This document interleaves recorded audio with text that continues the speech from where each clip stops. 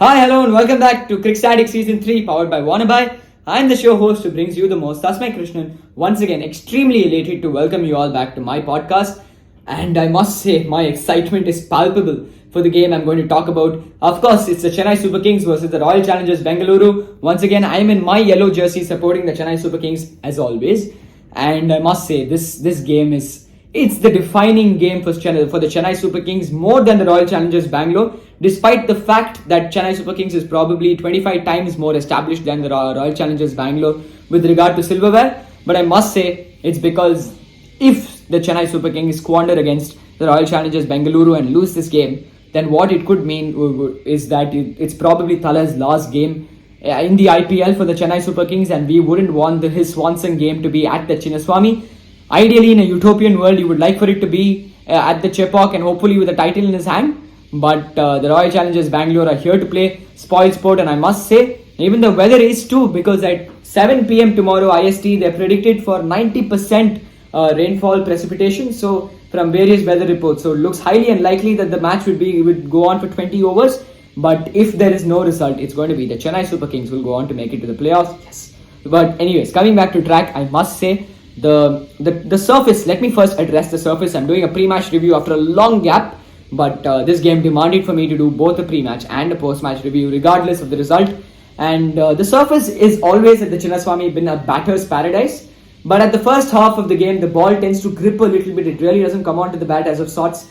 And given the flatness of the pitch and the dimensions being a little smaller than my corporation ground nearby, I must say that was an over-exaggeration. But I must say, there will definitely be a good possibility for the winning captain to bowl first and try and exploit the dew factor that might come into play. The batting, it becomes a little easier to bat on as the game progresses. And it's going to be a surface very resonant to what we saw, a 220 game at the Chepauk. It's going to be something like that, and just that the boundary dimensions are a little smaller, which will make it easier for the batsman to exploit. And the power play is going to be a very, very key for the Chennai Super Kings.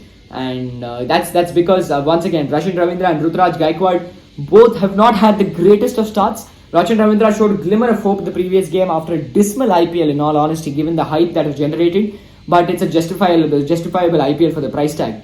But yet again, I must say Rachin Ravindra is a player of his own pedigree once he gets going. We saw him in the World Cup. I saw his 200 versus South Africa. He's a player of unparalleled finesse once he gets going, and I really hope that he's able to unlock that dimension and that avatar of his in this match, especially because CSK need him the most in this situation. Daryl Mitchell too at one down would make a lot of sense to me, because I feel with that long levers that he possesses, the way he swings the bat at the Chinnaswamy, he definitely can re-establish possibly that partnership that Robin Uthappa and Shivam Dubey did in 2021 and 2022, and that will be very interesting to see, in all honesty. I feel Dubey will come into the party along with Daryl Mitchell, so I wouldn't be surprised that Dubey walks into the power play, provided that the spinner is bowling in the 5th over, or he walks in. I think if a wicket falls after the power play, it's going to be Shivam Dubey. If a wicket falls during the power play, it's going to be Daryl Mitchell. It's as simple as that. And overall, the surface looks like a very good batting surface in my opinion. A little bit of grip early on, that begs the question whether Karan Sharma would come in being the leggy in the mix. And I must say, Karan Sharma, if he comes in, he's going to bowl a lot of side spin. More than the googly, I think it's going to be a lot of side spin. And I say side spin because, if there is dew, you wouldn't like your whole wrist being on the ball, slips off your hand. When you just do side spin, a little bit of side spin, it just pitches off the surface, and just you have a little bit of small degree of turn, probably 0.8 to 1 degree of turn. So it's going to be very interesting on how RCB operate with their bowling changes. And a big loss for the Royal Challengers Bangalore has to be their omission of having Will Jacks for this game, and even Reece Topley, because both these players have to fly to the Caribbean for the T20 World Cup commitments. They're going to start their pre-camp very early England, and I must say it's going to be a huge blow for the Royal Challengers Bangalore. But after Will Jacks came into the setup, you could see how the whole morale was rejuvenated in that dugout. They were playing with a sense of emancipation. There was a lot of aggression in the way they were playing. They were exploiting the power play. They were going for runs from ball one. So it's going to be very interesting on how it goes about, how the game will go about without Will Jacks for RCB. And I wonder who will come in his place as well. So it's going to be very, very enticing to watch. And from a CSK fan's standpoint, I must say, I'd honestly want CSK to win this game, regardless of whether rain comes in or not. Because even if rain comes in for me, I mean, it's a very sadistic point of view, but at the end of the day, it's 1 point for CSK, and CSK make it on to the playoffs. But I must say, overall for me, I'd like to watch the game. I'd like to watch a good game of cricket between both the sides. And irrespective of whichever side wins, I want it to be the better side and the more deserving sides. Of course, it's CSK, but yeah, coming back to the topic, I think, yeah, as I said, that whichever captain wins the toss, I think it's a no-brainer to field first, provided that there is some amount of, probably the pitch is a different pitch that they're playing on. I haven't looked into the pitch number, but if it's a different pitch and they'd like to get on to a good start early on, I think it's going to be batting first for RCB, especially because Ruturaj Gaikwad is just unable to win tosses at this point. And yet another, analytical point of view of mine regarding Faf du Plessis' batting. I had made a point earlier in one of my previous episodes, I think it was RCB versus KKR, and I'm here with another fresh point, and that is regarding Faf's body weight not being exactly how he would like it to be. Now, what is body weight? When you say weight, the first thing I associate is force, because weight and force are the same.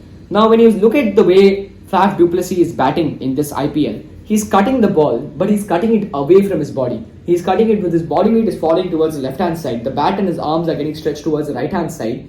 And MSD has stationed his fielders, one of his fielders, more towards a squarer position, a squarer third man, probably like a deep point, but not exactly. Like you could say a deep cover point. And the ball will go exactly there, provided Tushar hits the deck properly. And now, why is this kind of dismissal getting repeated for Faf? It happened in the previous game for him as well. Now, the reason why this dismissal is becoming monotonous for someone of Faf du Plessis' pedigree is because Faf is playing away from his body. He's not putting the body weight on the ball. His head is not in alignment with his feet.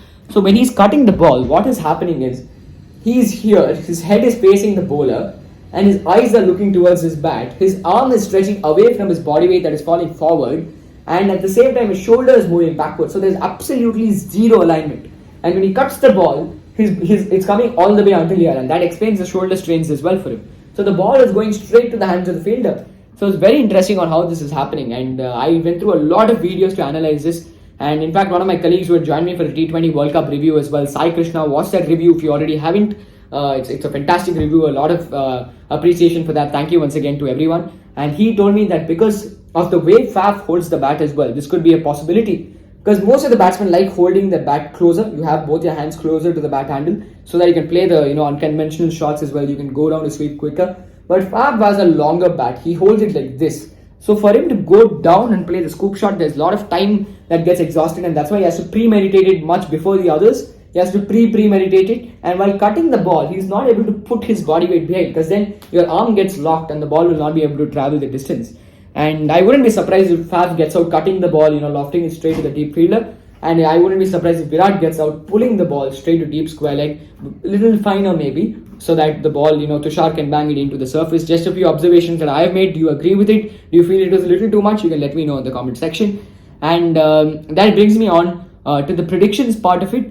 I must say the Chennai Super Kings look more slated to win, nothing else but because of their phenomenal and superlative track record at the Chinnaswamy, and also because I wouldn't like for Tale to end his career at Chinnaswamy. Absolutely no. But anyways, coming back to the topic, I must say one player whose performances has stood out at the Chinnaswamy has been MS Dhoni, because whether it's a 2018 game where he shimmies across the off stump and he goes and hits Corey Anderson over long on for 6, or whether it is the game in 2019 where we lost by 1 run courtesy a good throw from Parthu Patel from behind the stumps, MSG has always had a great record at the Chinnaswamy. I think he scored his highest score of 84 as well at the Chinnaswamy.